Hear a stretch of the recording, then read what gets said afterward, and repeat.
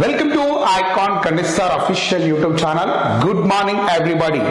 CDPO కు సంబంధించి మనం ఒక అద్భుతమైనటువంటి కోర్సును లాంచ్ చేయడం జరిగినది. Quick revision classes. CDPO కు సంబంధించి మనము క్విక్ రివిజన్ క్లాసెస్ ను అందించడానికి మీ ముందుకు రావడం జరిగినది. CDPO EO ఎగ్జామ్స్ కి ఎవరైతే ప్రిపేర్ అవుతున్నారో వారిని దృష్టిలో పెట్టుకొని మనము క్విక్ రివిజన్ క్లాసెస్ తో మీ ముందుకు రావడం జరిగింది అంటున్నాం.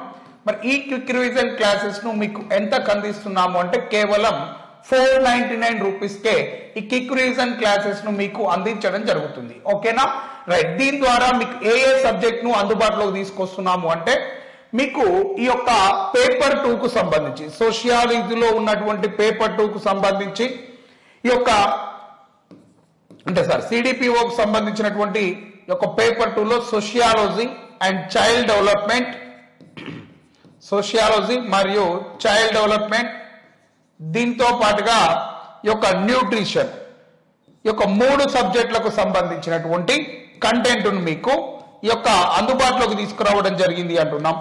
ఇది కేవలం 499 రూపాయలతోటే లైవ్ ద్వారా ఈ క్లాసెస్ ను మీ ముందుకు తీసుకురావడం జరిగింది. మరి వీటిలో అంటే సోషియాలజీలో మనకు ఒక 5 యూనిట్లను, చైల్డ్ డెవలప్మెంట్ లో 2 యూనిట్లు, ఈ యొక్క న్యూట్రిషన్ లో 3 యూనిట్లు, టోటల్ 10 యూనిట్స్ ని మీకు లైవ్ ద్వారా మేము అందించడం జరుగుతుంది. లోయెస్ట్ కాస్ట్ లో ఎంత అంటే కేవలం 499 రూపాయలతోనే క్విక్ రివిజన్ క్లాసెస్. అంటే సోషియాలజీలో, చైల్డ్ డెవలప్మెంట్ లో, న్యూట్రిషన్ లో ఏ టాపిక్ ఇంపార్టెంట్, ఏ టాపిక్ నుంచి ఈ క్వశ్చన్స్ అడిగే అవకాశాలు ఉంటాయి, క్వశ్చన్ ఏరియా ఎక్కడి నుంచి చదువుతున్నాడు, ఈ అంశాలను దృష్టిలో పెట్టుకొని ఈ క్లాసెస్ మీకు అందిస్తున్నాం.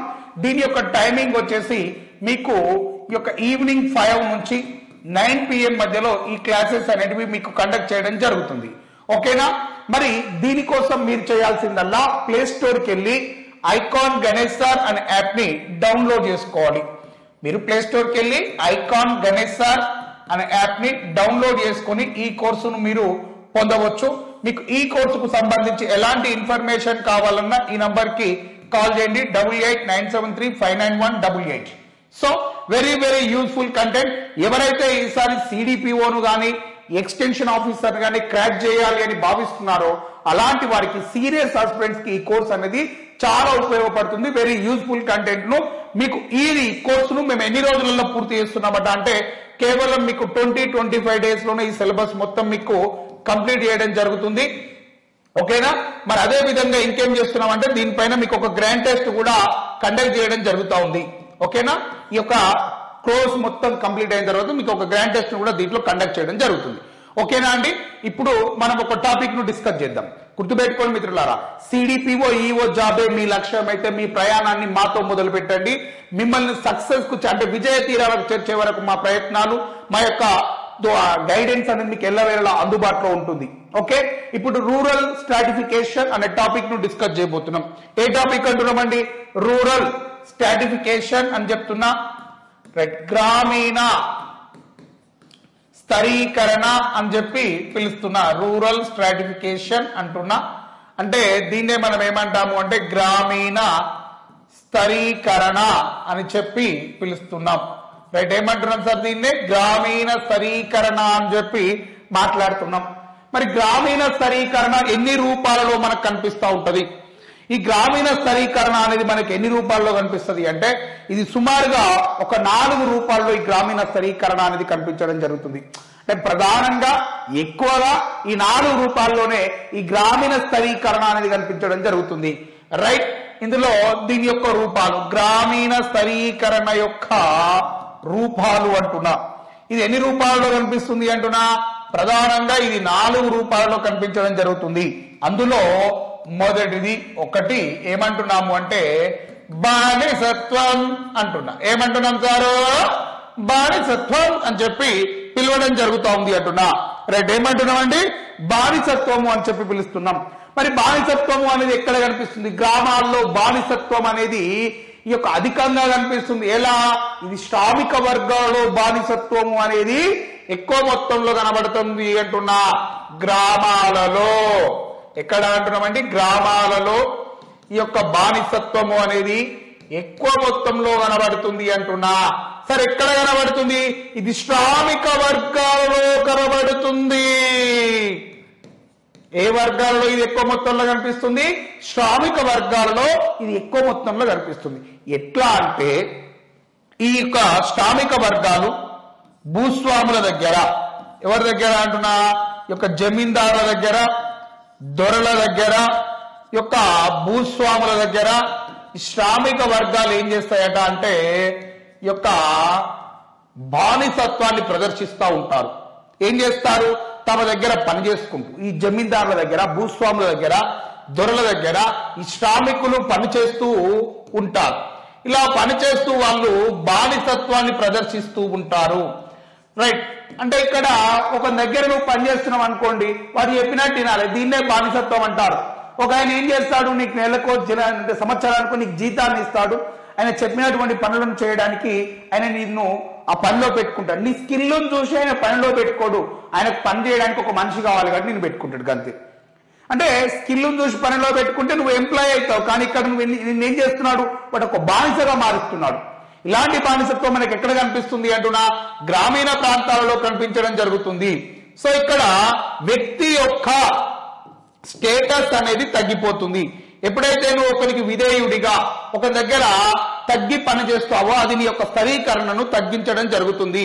అంటే నీ యొక్క హోదాను, నీ యొక్క అంతస్తును తగ్గించడం జరుగుతుంది అంటున్నా. దీని వల్ల ఈ యొక్క వ్యక్తి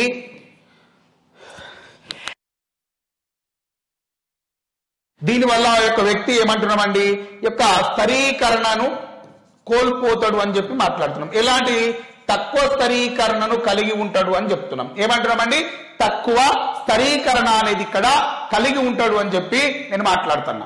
ఓకేనా?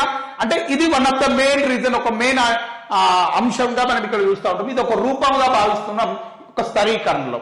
ఇక రెండోది ఏమంటున్నామంటే స్లేవరీ తర్వాత క్యాస్ట్ అనేది మెయిన్ ఇంపార్టెంట్. ఇదేమంటున్నామండి, స్లేవరీ అని చెప్పినాం, బానిసత్వము అని చెప్పినాం.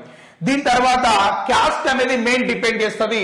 యొక్క క్యాస్ట్ అనేది ఇక్కడ వ్యక్తి యొక్క స్థరీకరణను రికగ్నైజ్ చేస్తుంది అని చెప్తున్నాం. కులం, ఈ కులము అనేది ఏమైతుంది అంటే గ్రామాల్లో మస్తు కులాలు ఉంటాయి, బీసీ, ఎస్సీ, ఎస్టీ, ఇట్లా అనేక కులాలు ఉంటాయి. బీసీలలో మస్తు కులాలు ఉంటాయి, ఏసీలలో ఉంటాయి, ఎస్టీలలో ఉంటాయి, ఇట్లా అనేక కులాలు ఇక్కడ కనిపించడం జరుగుతుంది. మరి ఇక్కడ ప్రతి కులానికి ఏముంటది అంటే ప్రతి కులానికి సంబంధించి కొన్ని వృత్తులు అనేటివి ఇక్కడ కనిపించడం జరుగుతుంది అంటున్నా. ఏమంటున్నామండి, ప్రతి కులానికి సంబంధించి ఇక్కడ కొన్ని వృత్తులు ఉంటాయి అని చెప్తున్నాం. ఇక్కడ అనేక కులాలు ఇక్కడ కనిపించడం జరుగుతుంది. మరి ప్రతి కులానికి ఏముంటుంది అంటున్నామండి, యొక్క వృత్తి అనేది కనిపించడం జరుగుతుంది. ప్రతి కులానికి ఒక వృత్తి ఉంటుంది. వృత్తిని బట్టి ఈ యొక్క వృత్తిని బేస్ చేసుకొని ఆ యొక్క వ్యక్తి యొక్క స్థరీకరణ అనేది మనం డిసైడ్ చేయొచ్చు. అంటే ఇక్కడ చూడండి, ఇక్కడ బంగారం తయారు చేసే వారికి ఒక రకమైనటువంటి రెస్పెక్ట్ ఉంటుంది, పెన్నులు తయారు చేసే వారికి ఒక రకమైన రెస్పెక్ట్ ఉంటుంది, ఈ యొక్క మొబైల్స్ తయారు చేసే వారికి ఒక రకమైన రెస్పెక్ట్ ఉంటుంది. ఇలా గ్రామీణ స్థాయిలో కూడా వివిధ రకాల కుల వృత్తులు ఉంటాయి. ఆ కుల వృత్తిని ఆధారంగా చేసుకొని మరి ఇక్కడ వాళ్ళకు రెస్పెక్ట్ అనేది ఇవ్వబడుతుంది. ఒక కులం మరొక కులం పైన ఆధారపడుతుంది. ఒకరు ఇప్పుడు ఫర్ ఎగ్జాంపుల్ ఒక వ్యవసాయం చేయాలనుకున్నామండి, ఈ వ్యవసాయం చేయడానికి ఎంతమంది కావాలి, ఈ యొక్క రైతులు కావాలి, వాటికి కావాల్సిన పనిముట్లు తయారు చేసే వాళ్ళు కావాలి. ఇట్లా ఒక గ్రామాన్ని పరిశీలించినట్లయితే ఒక కుల వృత్తి పైన మరో కులం వాళ్ళు ఆధారపడి ఉంటారు. ఇట్లా ఒక్కొక్క కులం పైన ఒక్కొక్కరు ఆధారపడి ఉంటారు అని చెప్పి మనం ఇక్కడ మాట్లాడడం జరుగుతుంది. మరి దీనివల్ల ఏమైతుంది అంటే వృత్తి అనేది వ్యక్తి యొక్క ర్యాంకును, హోదాను డిసైడ్ చేయడం జరుగుతూ ఉంటుంది. ఏమంటున్నామండి, ఈ యొక్క వ్యక్తి యొక్క కులము అనేది, ఆయన యొక్క వృత్తి అనేది ఏం చేస్తుంది అంటున్నా, అతని యొక్క ర్యాంకును డిసైడ్ చేయడం జరుగుతూ ఉంది అంటున్నాం. దీన్నే స్ట్రాటిఫికేషన్ అని చెప్పి అంటే పిలుస్తా ఉన్నాం. రూరల్ స్ట్రాటిఫికేషన్ లో ఇది ఒక అంశం, కులము అనేది. సో ఇక్కడ ఈ కులాల్లో ఏమైతున్నాయంటే రెండు వర్గాలు ఉంటాయి. ఒకటి అగ్రవర్ణము అని చెప్పి, మరొకటి వచ్చేసి అధమ వర్ణము అనేది కనిపించడం జరుగుతుంది. సో ఈ రెండు వర్గాలు ఏం చేస్తున్నాయట అంటే అగ్రవర్ణం, అధమ వర్ణం రెండు వర్గాలు ఉంటాయి. సో ఇప్పుడు వీళ్ళ మధ్య స్థరీకరణ అనేది కనిపించడం జరుగుతుంది. ఇది ఎక్కువ తక్కువ స్థాయిలో మనకు కనిపించడం జరుగుతుంది. దీని తర్వాత ఎస్టేట్ అని చెప్పి పిలుస్తున్నాం. ఏమంటామండి, ఎస్టేట్స్. మరి ఈ ప్రాంతాలను కనుక పరిశీలించినట్లయితే అంటే గ్రామీణ ప్రాంతాల్లో ఎస్టేట్లు ఏ విధంగా ఉంటాయి. ఇవి మొత్తం ఎవరి ఆధీనంలో ఉంటాయి? జమీందారుల ఆధీనంలోనే ఉంటాయి. లేదా వీళ్ళనే ఏమంటున్నాము అంటే దొరల ఆధీనంలోనే ఉంటాయి. ఎవరి ఆధీనంలో అయితే భూములు అధిక మొత్తంలో ఉంటాయో అతడే ఇక్కడ ఈ యొక్క ఉన్నత స్థాయి ర్యాంకుని కలిగి ఉంటాడు అని చెప్పి మాట్లాడుతున్నాం. ఓకేనా? ప్రభుత్వం అనేది ఏం చేసింది? ఈ యొక్క ఎస్టేట్లను రద్దు చేసింది. అయినప్పటికీ ఎవరి ఆధీనంలో భూములు ఎక్కువగా ఉంటాయో ఈ జమీందారుల ఆధీనంలో భూములు అధిక మొత్తంలో ఉంటాయి. మరి వాళ్ళే ఇక్కడ ఉన్నత స్థాయి ర్యాంకును కలిగి ఉన్నారు అని చెప్తున్నా. మిగతా వారు ఉన్నత స్థాయి ర్యాంకును కలిగి ఉండరు అని చెప్పి కూడా మనం మాట్లాడుతూ ఉన్నాం. ఇకపోతే నెక్స్ట్ ఏమంటున్నాము అంటే వర్గము అని చెప్పి మాట్లాడుతున్నాం. గ్రామీణ ప్రాంతాల్లో వివిధ కమ్యూనిటీలు వివిధ వర్గాలు కనిపించడం జరుగుతుంది. అంటే ఈ వర్గము అనేది వారి యొక్క ఆర్థిక స్తోమత వారి యొక్క మెయింటెనెన్స్ ను బట్టి డిసైడ్ చేయడం జరుగుతుంది. ఏమంటున్నామండి? ఇది మెయిన్ అండి వర్గం. ఇక్కడ వర్గము అనేది దేనిపైన ఆధారపడి ఉంటుంది? వారి యొక్క ఆర్థిక వనరుల పైన ఆధారపడి ఉంటుంది అని చెప్తున్నా. ఏమంటున్నామండి? వారి యొక్క ఆర్థిక వనరుల పైన ఈ వర్గము అనేది ఆధారపడి ఉంటుంది అని చెప్పి నేను మాట్లాడుతున్నా. ఓకేనా? దేనిపైన ఆధారపడి ఉంటుంది? ఆర్థిక వనరుల పైన. నెక్స్ట్ వారి యొక్క ఏమంటారు మెయింటెనెన్స్, వారి యొక్క ప్రవర్తన. ఫర్ ఎగ్జాంపుల్ మనము ఈ మధ్యకాలంలో ఒక సినిమాలో చూసినాం. ఏమన్నది? వస్తువు కావాలి అంటే డబ్బుతో కొనాలి, రెస్పెక్ట్ కావాలంటే డబ్బు మన ఒంటిపై కనబడాలి.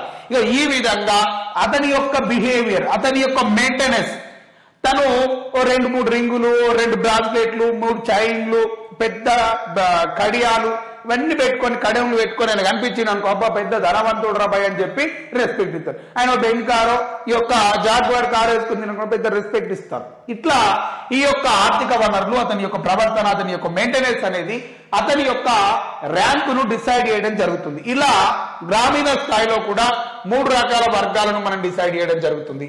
ఒకటేమో ఎగువ తరగతి వర్గము అంటున్నా. ఏమంటున్నామండి? ఎగువ తరగతి వర్గం. రెండోది వచ్చేసి మధ్య తరగతి వర్గము అంటున్నా. ఏమంటున్నామండి? మధ్య తరగతి వర్గము అని చెప్పి పిలుస్తా ఉన్నాం. మూడోది వచ్చేసి దిగువ తరగతి వర్గము అని చెప్పి మనం మాట్లాడడం జరుగుతూ ఉంది అంటున్నాం. ఈ విధంగా గ్రామీణ ప్రాంతాల్లో మధ్య తరగతి వారు ఎగువ తరగతిని, దిగువ తరగతి వాళ్ళు మధ్య తరగతిని రీచ్ అవ్వడానికి ప్రయత్నాలు చేయడం జరుగుతూ ఉన్నది అని చెప్పి నేను మాట్లాడుతూ ఉన్నాను. ఓకేనా? మరి ఈ విధంగా ఈ స్థరీకరణ అనేది మనకు కనిపించడం జరుగుతుంది. మరి ఈ స్థరీకరణను కనుక మనం పరిశీలించినట్లయితే ఇంకా ఏం చెప్పొచ్చు? ఈ స్థరీకరణకు సంబంధించి ఒక మ్యాప్ అనేది మీకు ఇక్కడ చూపించడం జరుగుతుంది. స్థరీకరణ ఏ విధంగా ఉంటుంది అనే దానికి నేను ఒక ఎగ్జాంపుల్ ఇవ్వడం జరుగుతుంది. ఎలా అంటే చూడండి, ఇది ఇంత పెద్దగా వచ్చిందా? పెద్దగా రావద్దు, చిన్నగా.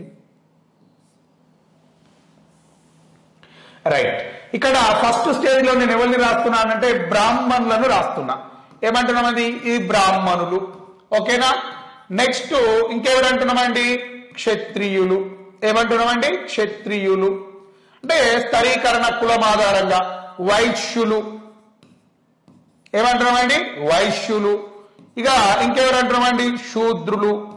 ఇట్లా స్థరీకరణ అనేది కులాలను ఆధారంగా చేసుకొని మనకు కనిపించడం జరుగుతుంది అంటున్నాం.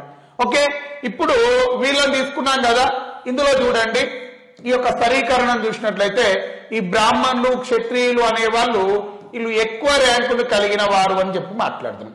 శూద్రులు అనేవారు ఉన్నారనుకోండి, వీళ్ళు తక్కువ ర్యాంకును కలిగినటువంటి వ్యక్తులుగా మనం గుర్తించడం జరుగుతుంది. సో ఈ విధమైనటువంటి క్విక్ రివిజన్ క్లాసెస్ తోటి మీ ముందుకు రావడం జరుగుతుంది. రైట్, మరి 499 రూపాయలకే ఈవో సిడిపిఓకి సంబంధించినటువంటి క్విక్ రివిజన్ క్లాసెస్ ను మీకు అందిస్తున్నాం. ఇవి చాలా చాలా యూస్ఫుల్ గా ఉంటాయి. ఒకసారి మా క్లాసెస్ విని చూడండి, ఎంత అద్భుతమైనటువంటి కంటెంట్ ను మీకు అందిస్తున్నామో చెక్ చేసుకోండి. ఓకేనా? మన దగ్గర సిడిపిఓకి సంబంధించినటువంటి ఎగ్జామ్ సిరీస్ ఉన్నాయి విత్ ఎక్స్ప్లెనేషన్ తో సహా. మరి లైవ్ క్లాసెస్ ఉన్నాయి, క్విక్ రివిజన్ క్లాసెస్ ఉన్నాయి. మీకు ఏది కావాలి అనుకుంటే అది తీసుకోండి. మీరు ఈ క్లాసెస్ ను పొందాలి అనుకున్న వాళ్ళు ప్లే స్టోర్కి వెళ్ళి ఐకాన్ గణేష్ సార్ యాప్ ని డౌన్లోడ్ చేసుకుని ఈ కోర్సును పొందవచ్చు. కేవలం 499 రూపాయలకు మాత్రమే. మరి మన యొక్క కోర్సు యొక్క డీటెయిల్స్ కానీ ఈ వీడియోని కానీ మీ ఫ్రెండ్స్ కు షేర్ చేయగలరని చెప్పి కోరుతున్నాం. మా వీడియో కనుక మీకు నచ్చినట్లయితే తప్పకుండా లైక్ చేయండి, షేర్ చేయండి, సబ్స్క్రైబ్ చేయండి. సదా మీ విజయాన్ని కోరుకునే మీ ఐకాన్ గణేష్ సార్. జై భారత్.